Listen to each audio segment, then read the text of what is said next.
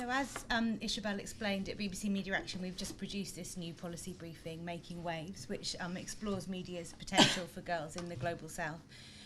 We produced it because we wanted to start a conversation about how much media really does matter to girls in the south, affecting their lives in both positive and the negative ways that Sharon's just explained. And again, we feel that as access to media platforms is growing and new communication tools proliferate, it's really important that we pay much more attention than we have in the past to the role that media plays in girls' lives in international development. And as you've explained so well, it's really clear that media can be harmful to girls, and it's often really seen as quite a direct cause of problems for girls, like violence, violence against girls, early sexualisation and poor body image amongst girls. So I think we're all familiar with that literature, and the young people that I interviewed from around the world for this policy briefing did kind of emphasise those points, and they did feel concerned that media in their countries was perpetuating harmful stereotypes about girls, and several of them mentioned that the fact that girls were always portrayed as victims, for instance, in the media in their countries. They also noted that media in their countries really failed to reflect girls' voices often, and that girls' views and opinions really weren't widely heard. But the more I went on and conducted interviews with gender and media experts from around the world, as well as girls themselves, a more positive story did start to emerge too.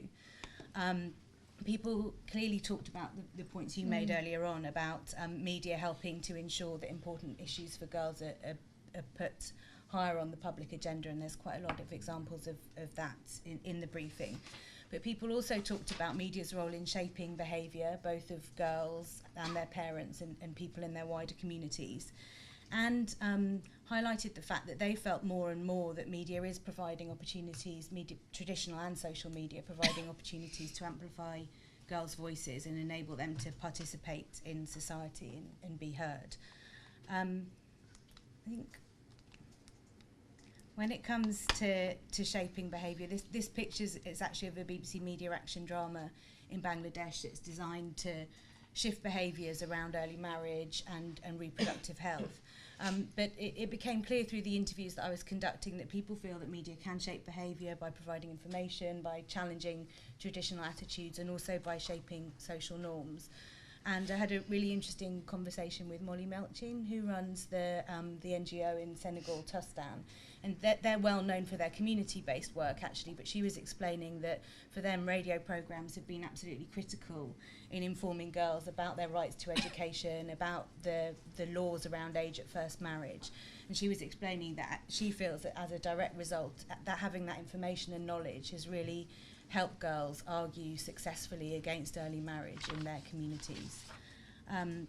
There's lots of other research around media and behaviour change for girls, but a really interesting study was conducted into UNICEF's MENA communication initiative in South Asia that used animated films, both broadcast in communities and on television.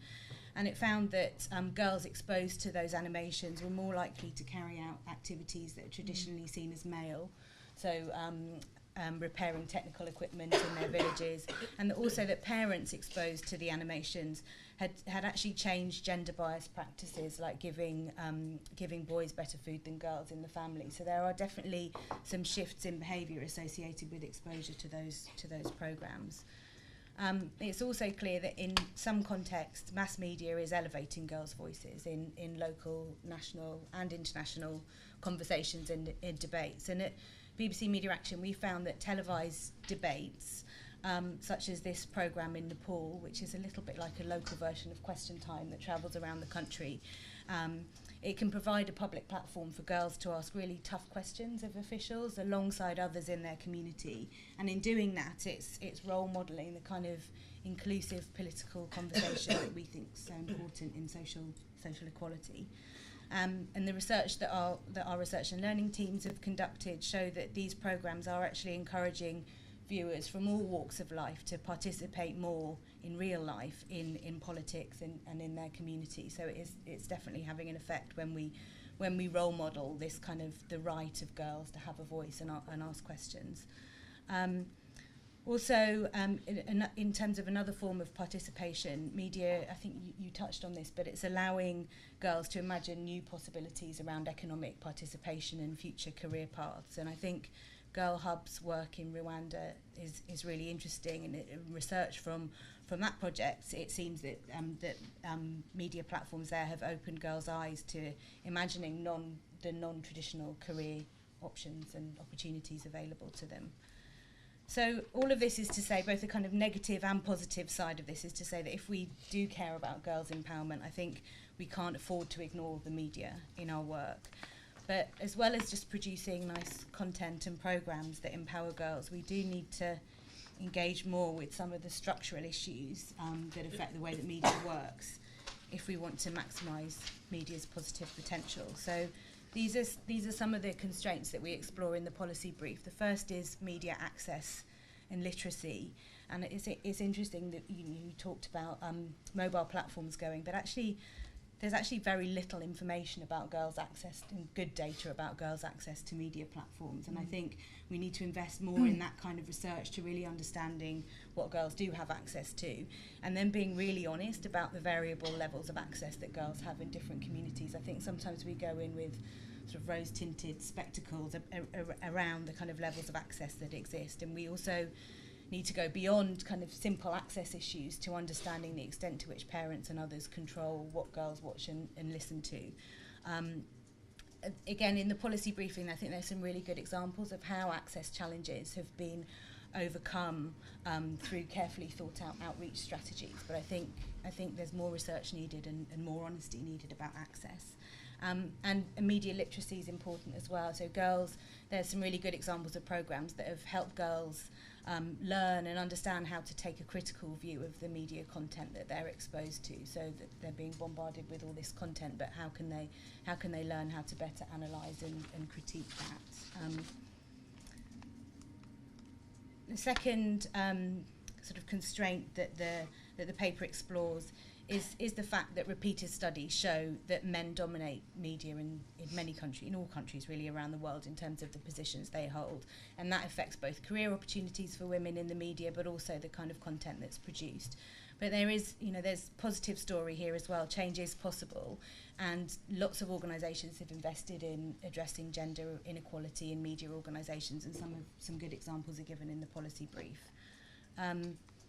Thirdly, we can't ignore commercial media, the way that the commercial media works, both in terms of commercial media organisations and actually the advertising industry have major impact on girls. And again, several of those I interviewed suggested that because of the commercial pressures that media face, it's inevitable that media will always inherently work against girls. But again, the policy brief highlights some successful efforts to support gender balance in commercial content. Some of those taking place in Hollywood, believe it or not. So work of the Gina Davis Institute in working with the film industry in Hollywood to correct gender imbalances in terms of characters and the roles that they have in films, or even sort of advertising content now changing. So this is I'm sure lots of you have seen the Always Like a Girl campaign, which is trying to both sell products but also to empower girls at the same time. And I think whilst both of those examples are really kind of northern examples, they do provide some important clues to how we might start engaging with commercial media in the countries in which all of us work.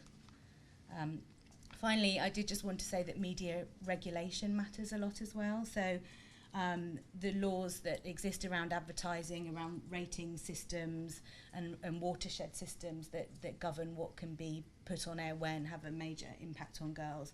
And several NGOs in the South have started successfully engaging with laws around that, and I think that's been shown to have a difference in terms of the type of content that's put out and how that affects girls.